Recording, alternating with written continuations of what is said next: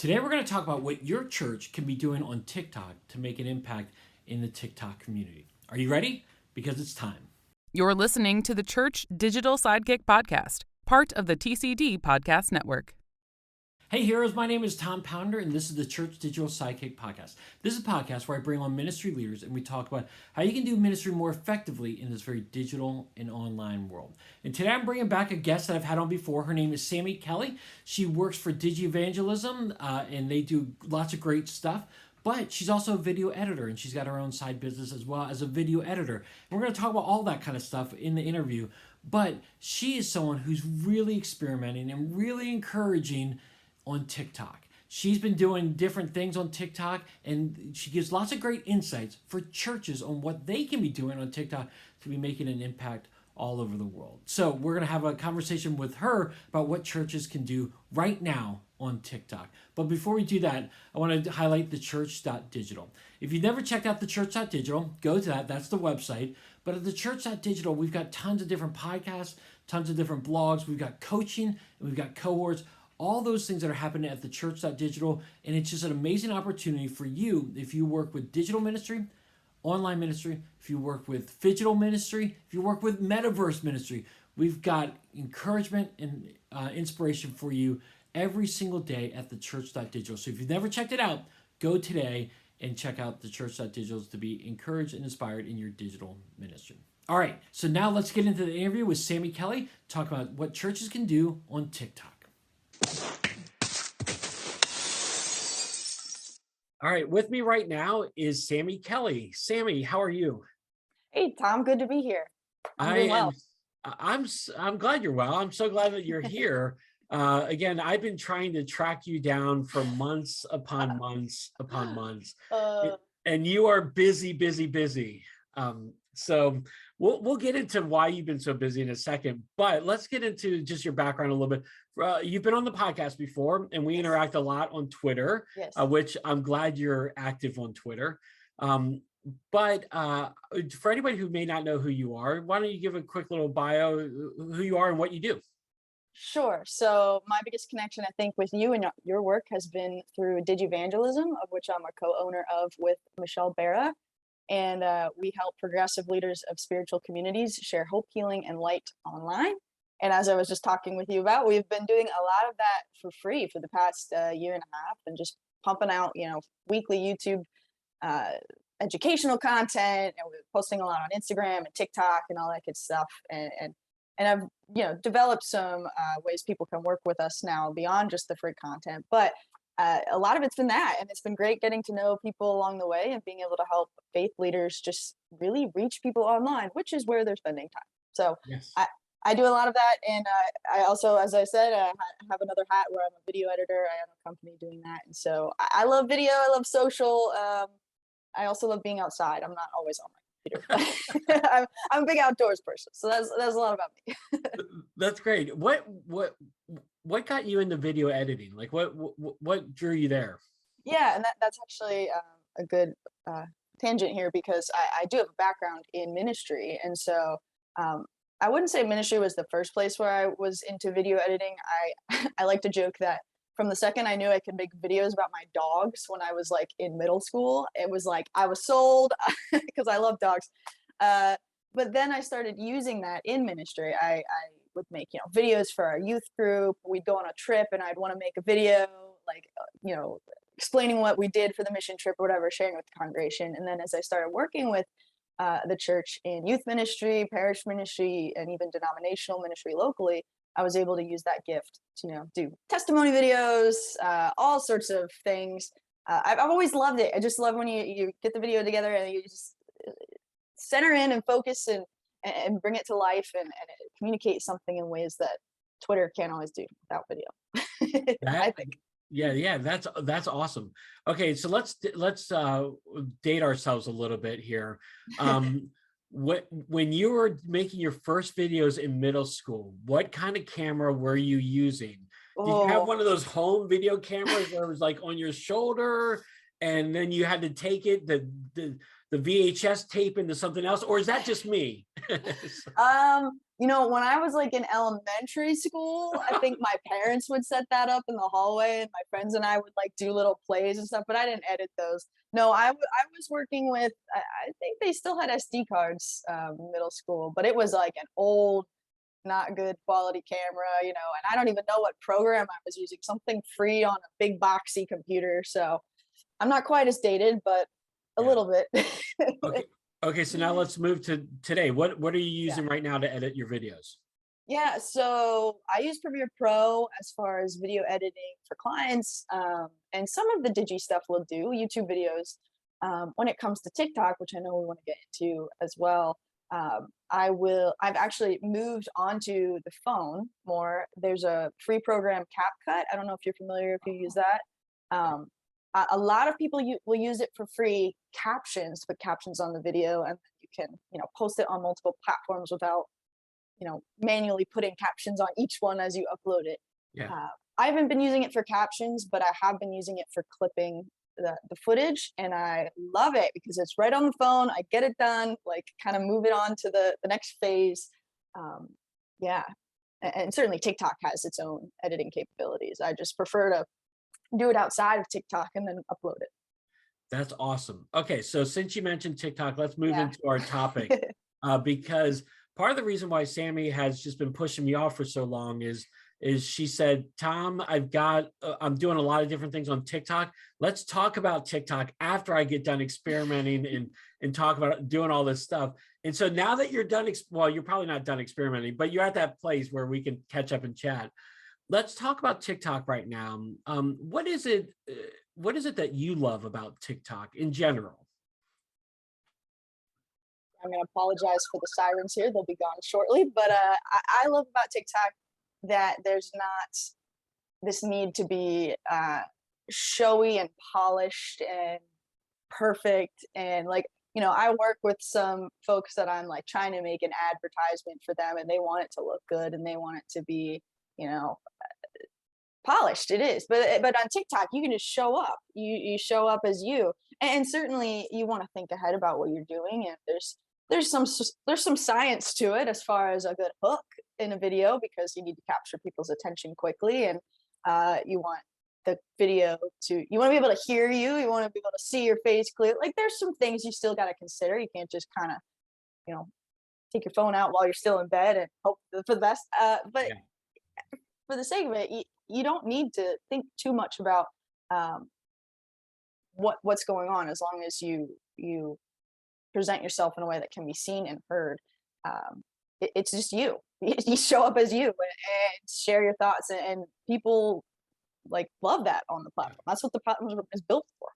Yeah, I think you're right on that, because one of the things I love about it, and I'll say, I think people are very authentic on there. Yes. They get on there and they share, and I love what you said. It's not polished, Right. and people don't care.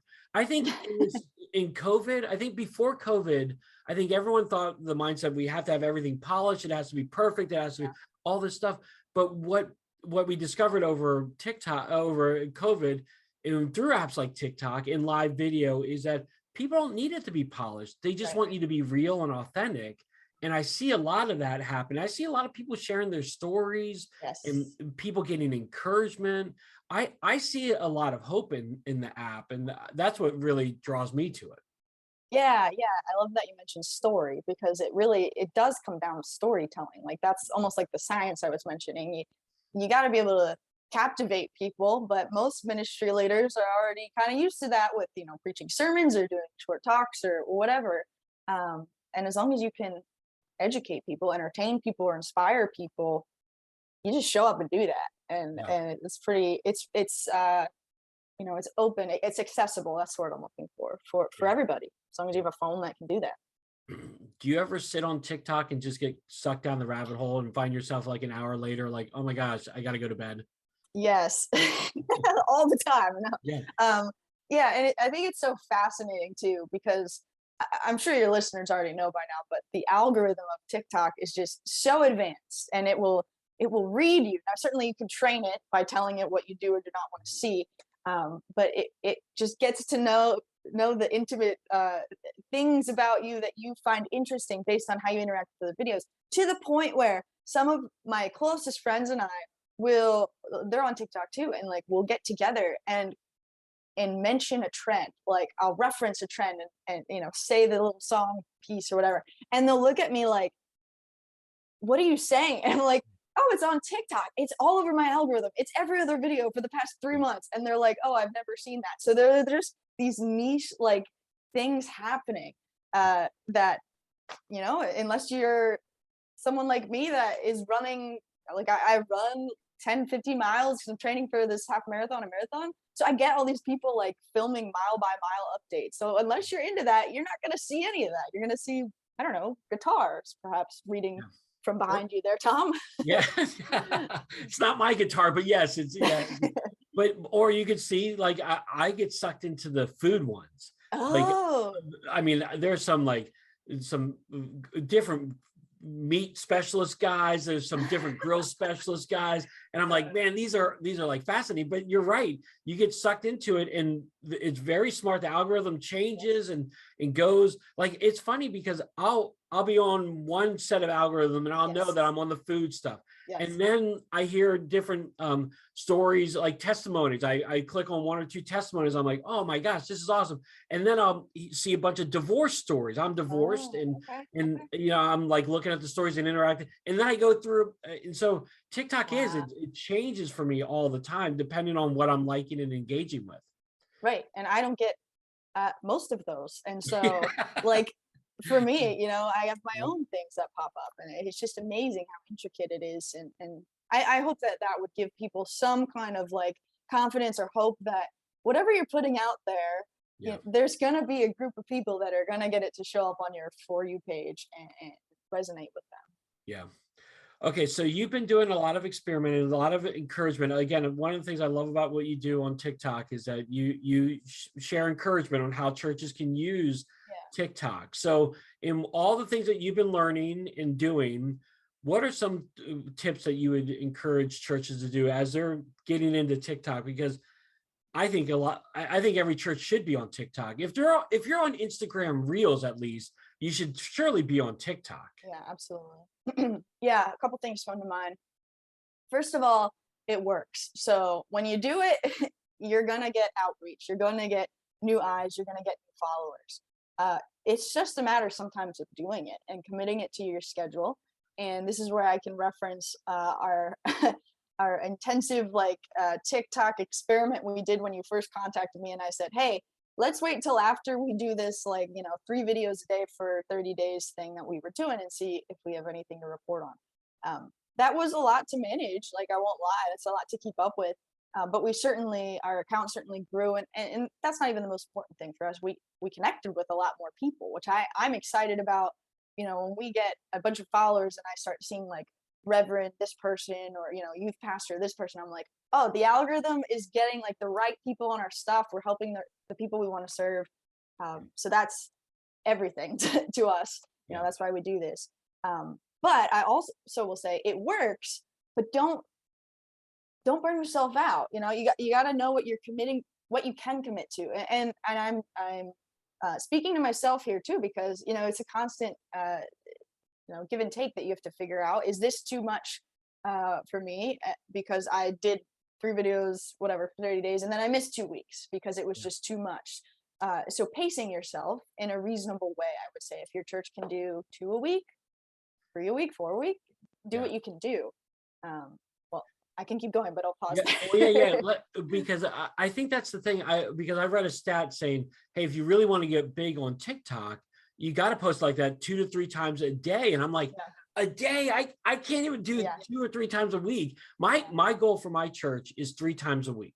That I want to do that. So like, am I going to be penalized if I don't do it that often? What do you think about that? I don't think you'll be penalized. I think that if you do more, you would probably be rewarded because, like I said, the more content you're putting out there, the more touch points. But you also want to keep the quality of your videos and make sure, like we said, you're storytelling, you're entertaining, you're informing people. You're not just showing up and saying like, "Hey, it's me. Here I am. Goodbye." Like, there's not a lot of value there. Yeah. The other thing I wanted to say with that is being organized when you're pumping out content like that can be really helpful. Yeah. And again, this is something I've, been trying different ways of basically project management. And every leader's going to have their own social media organization for them. But I'll just say that we started using Notion recently. I don't know if you're familiar with that. No. And I love it. We were using Trello to, plan what kind of content we were going to be um, pushing out, what we're going to be teaching that week, what we're talking about. Um, but Notion, just there's a nice way I think of making your lists, your planned list of content turn into a calendar, turn into this, turn into that. That I just am like, this is very visually helpful for my brain. So perhaps that will be helpful to some of your listeners. As long as you have something that works for you, though, so that you can plan ahead a little. Like, do you plan ahead with your 3 times a week, or do you just kind of say it's Monday, I got to post a TikTok? What am I going to do? Well, yeah. So Sometimes, it's a little bit of give or take. So I know certain content that I want to push. Like for instance, I'll take my sermon or the sermon that this sermon guy does, the preacher does, and I'll cut up into clips, and I try to take 1 minute clips from there and then use those. So I like to post those once a week. I like to see if we can post a worship song once every other week. If we have a baptism, I like to post that. And so I don't have a plan. I should have a plan. I don't, but I have certain things I know I want to post. Which, that's good. which will let's lead into that then. Are there certain things that you should be posting? Like what kind of things could you be posting? Again, if you're talking about a content calendar and mapping things out, what are some things that churches could post about? Sure. And I think this answers that question, but it's also a comment on what you just said. Okay, As good. far as, because you were asking, am I going to be penalized for just doing 3 times a week, that sort of thing. Um, Here's something that I've kind of picked up that's been really helpful, and it might apply, it might not, depending on if you get comments on your videos. So, as you probably know, you can reply to a comment with a video. And so, what I've found to be kind of an easy video to put out there without much planning or really much effort, even in recording itself, could be just to reply to the comment, uh, whatever they're saying. Maybe they're asking a question like, "Oh, what's that behind the baptismal font?" I don't know. What's just something that you're like, "Hey, thanks for asking. Here's the answer to that question," or "Here's what we believe about this," or whatever. You're engaging that comment, but it also, when you post that video, if you leave that little comment sticker bubble thing that pops up there, it will redirect to that other video as well, so people can say, "Oh, what is he answering about? He Yeah. made a video answering about what was in the back of the sanctuary there, but I don't even, oh, it's that other video. Oh, now I'm on this other video of his, and now I'm kind of going down that rabbit hole of Tom Pounder's TikToks or your church." Yeah. um, I always wondered how that happened. Okay, so that's how that happens. So thank yeah. you. So just Yay. reply with a video, and then that's how it goes. Okay, that makes a lot of sense now.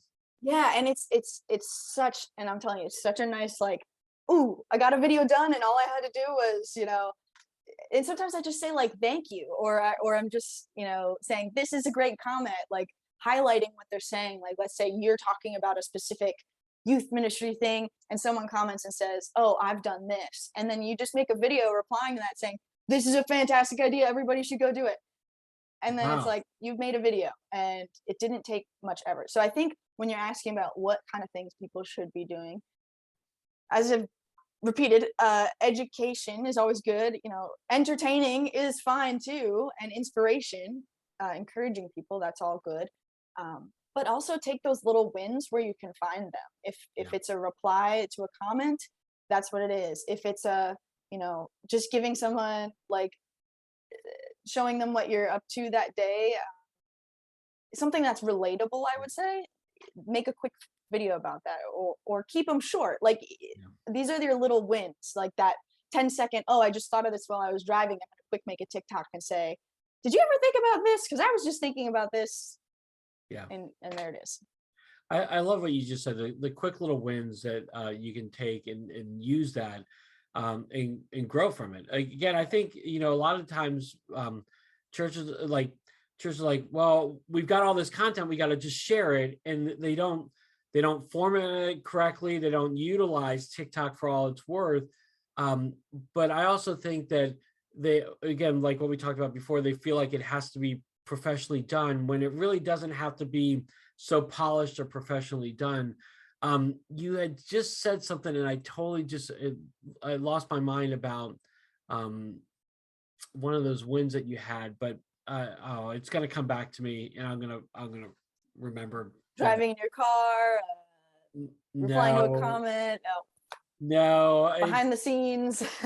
oh no, this was it. Oh, Got good. it. I'm glad. See, there you go. Trends, TikTok trends, Yes. lots of them.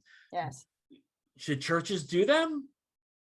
I would say so. I would say maybe not the entire feed, like every video you make, you could make it a trend if that's what you're going for and you just want to, play with the trends and show up on TikTok in that way. But Yeah, I'm also assuming that you as a church, if you're on TikTok, if you're online anyway, you have a mission, you have a reason for being online, you want to encourage people, you want to love people, you want to help people. Now, can you do that through the trends? Absolutely. yeah, So as long as you're connecting the trends to what you're doing, that's good stuff. But there's probably going to be other times where you're going to want to show up and tell people a little about you. yeah, Often when you're doing trends, you're not speaking to the camera as much. yeah, Maybe it's a song that's playing and you're doing a motion or something. You can still tell a lot through the text on the screen, but it's good for people to hear your voice too and see your face kind of normal yeah. from time to time, but not all the time. So Yeah, that's my thought. yeah, I agree. I think you're right. Again, you probably don't want your entire feed to be all of the trends and everything, but there are cool trends. Like, there was one, the Celine Dion singing "Baby, Baby, Baby," and all these moms, and then even some guys were doing things, and they were just these fun, elaborate things, and I'm like, this is fun. If we want our church, like one of our core values at our church is joy, and we want to Mm, communicate joy and fun out of that. And so that would fit our church. Now, if your church is not about joy, which I hope it's about joy to yeah. some degree, but like you may not want to do it. But I think if it fits your culture, I think definitely Right. jump on a trend that's happening. Yeah. I think that's good. Yeah, absolutely. And I've been really loving seeing churches do that. And even small churches, I think for a little while, maybe smaller churches were intimidated or just not sure what to do about TikTok. But in the past few months, I've seen more and more small one person or one staff member church, uh, or very small staff churches, small churches get on TikTok and just say, this is who we are and this is what we're about, and Yeah. play along with the trends. And they're reaching people. And some of my favorites, you were mentioning like the sermon clips. I think that is a huge easy win. Yeah. It's not easy because you still have to go and you have to record the sermon, you have to get the videos, you have to cut the clips, you have to put them on TikTok. Like that's not easy. That takes time and effort and energy, but you're getting your message out to so many more people. And a lot of these little churches that are doing this are seeing some viral hits. Now it's not going to happen every time, but Yeah. if the possibility is there and you're going to get a lot more reach for it anyway, I find that worth the effort. Yeah, see, you don't need to be like one of these big mega church pastors to get your voice out there.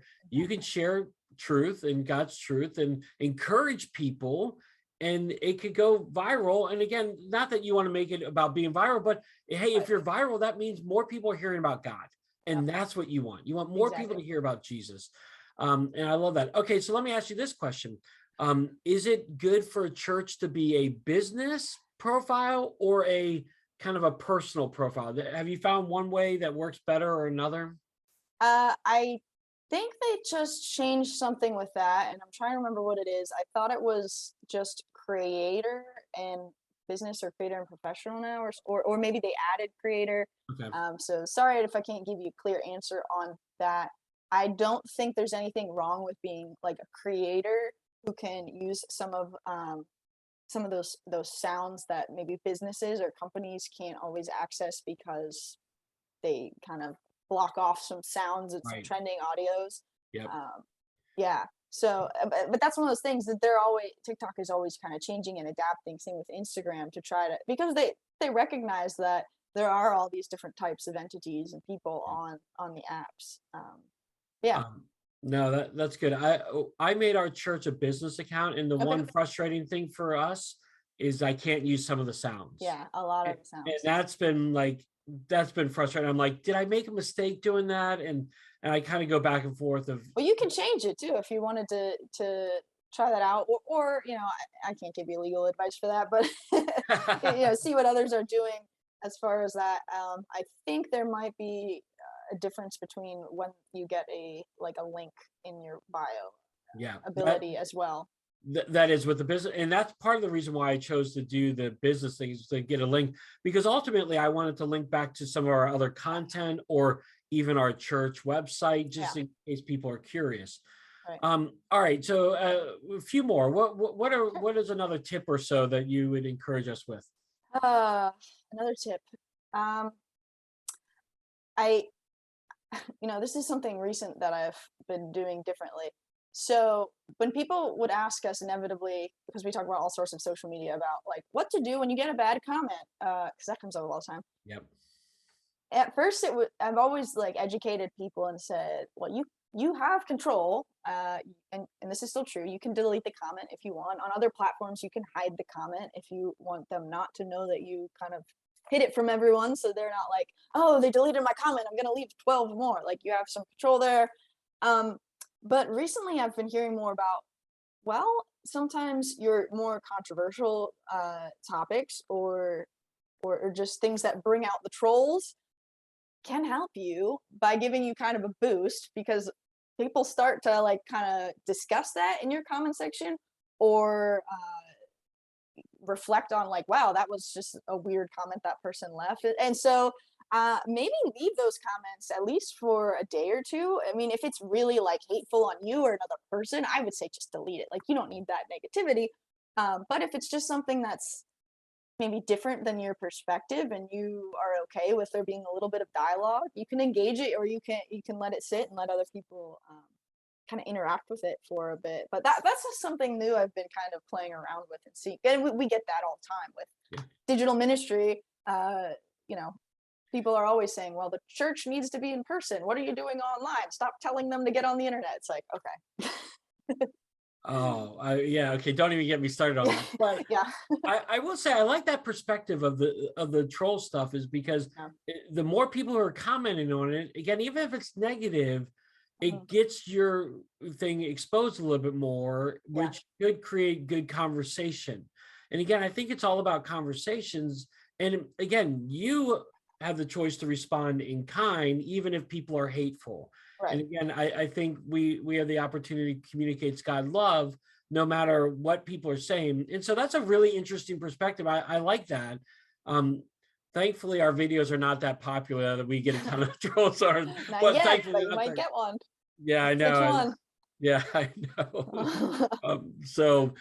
But no, this is awesome. All right, one last thought for us, Sammy. Yeah. How else would you encourage us? Yeah, I've got one more thing coming to mind here, and that is I referenced it before, but I really want to highlight the fact that you need to capture people's attention really quickly on TikTok. Um, the first 3 seconds is generally what I'm hearing, and as much as I'm excited about seeing more small churches and pastors and faith leaders in general getting on TikTok, and I'm seeing that more and more in the past few months, I'm also seeing it used incorrectly when it comes to the hook a lot, because pastors are like, okay, I'm making a TikTok, I'm showing up online, I'm doing a good thing. You are, that's great, but it's not going to work. It's not going to get nearly the reach that you could be getting if you show up and hold the camera in front of your face and are like, oh, hey, like, I mean, you felt that pause, right? I only paused for like a second and a half, but it was like, Yeah. that was some time. And I'm seeing that. I'm seeing the like, hey everybody, I just wanted to show up today. And like, no. Start with the exactly what you're going to talk to people about. Like, what's one sentence? Even if that's the only thing you think about before you film your TikTok, what is this one thing that I'm going to share with them, or that they're going to come away with? And if you can start there, and then you can do the, by the way, I'm Sammy, I'm here with Did You Evangel. Like, if you got to do that, you got to do that. But it's that first 3 seconds. Yes, see, I agree with you 100%. And that's something that's, we have different people producing different kinds of content for us. Cool. That's great. And the reality is you have to hook them. I mean, it's like the whole part of storytelling is that if you don't hook them early, like you said, 3 seconds, and this is the same thing with YouTube. If you don't hook them early, they're going to be out, and they don't have time for that because it's such a fast-paced thing. All they do is for TikTok, just swipe up, swipe up, swipe up. So hook them early. I think that's a great comment on that. Well, Sammy, this has been awesome. You've got a lot of experience. You got a lot of skills in this area. Tell us how people can connect with you and share about digital evangelism and also your video editing stuff too. Oh, that's nice of you to ask. So Digivangelism is easy because it's digivangelism.org or Digivangelism at every platform pretty much you're going to be on. And we show up a lot on, like I said, weekly on YouTube, on our blogs that go on our website, and then Instagram fairly often, and of course, TikTok. I also want to point out we do have a free TikTok guide that might be helpful for some of your listeners. Nice. Digivangelism.org/TikTok. I think it's pretty simple like that. And so they can download. It's got, hook examples, church leaders to follow, things people can do as a church on TikTok, like linked in it. So we're very excited about providing that for people, and it's been good. So, go ahead. No, well, real quick, I'll include all her links on the show notes. So just click the show notes and include that ebook too. That will be, or the resource that will be helpful. So continue, Sammy. Yeah. So there's a lot on the site. I'll let you kind of let your listeners click around there if they need like digital communications reviews or walkthroughs or anything like that. We've got some services listed there. And then thank you for asking about the video editing. I honestly don't talk about this like nearly ever, but as I was telling you before we got on here, recently revamped my website with video editing. And so I'm actually excited about sharing it now. And so it's still in the process of some tweaks, but it's called VidBridge Editing Solutions, and the site is vidbridgesolutions.com. So that's VID Bridge Solutions. And it's not like just churches that we help with video editing, but it is focused on organizations that empower people to love themselves, live intentionally, and better the world around them. So that's what I do, VidBridge and Digi, and thank you again for asking. You're probably the first podcast that I'm actually sharing that on. So yeah, I'm first. First of many, but first.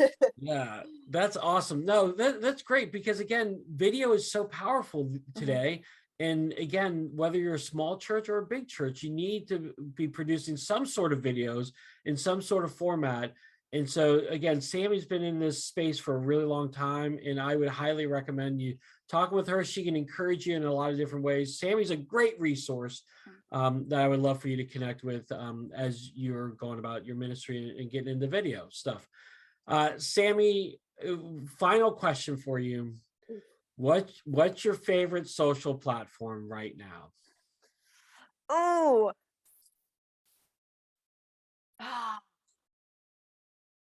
I might have to go with TikTok, which is a big change over the past few months because Instagram has been it. Okay, neither of those answers are acceptable. You have the wrong answer. It's Twitter. It's Twitter. I should have known. No, just kidding. No, that's great. Okay, so you're more of an Instagram and TikTok person. Oh yeah, for sure. I part of me is like, I think Instagram might be my favorite, but I like TikTok more than I like Instagram Reels, and I think that those two platforms, like Reels and TikTok, are just, I love video, so I love seeing it. I go Twitter, TikTok, and then it all gets jumbled after. Okay. There you go. So okay. Well, Sammy, as always, it's great having you on. So thanks so much for taking time to talk to me today. Thank you for having me. It's always good to see you. All right, so what did you think of the interview? I loved having Sammy on. She's been on the podcast before. She's just great with doing online ministry and digital stuff. So check out her stuff on the show notes. I've got all the links on there as well. She's got great encouragement and inspiration. And I love just seeing her stuff on TikTok. It encourages me. I'm trying to figure out TikTok for me and my church. And it's just some of the things that she's doing and encouragement she's giving. It's just been very helpful. So I would love to hear from you. What did you find encouraging, or what questions do you have about TikTok for churches?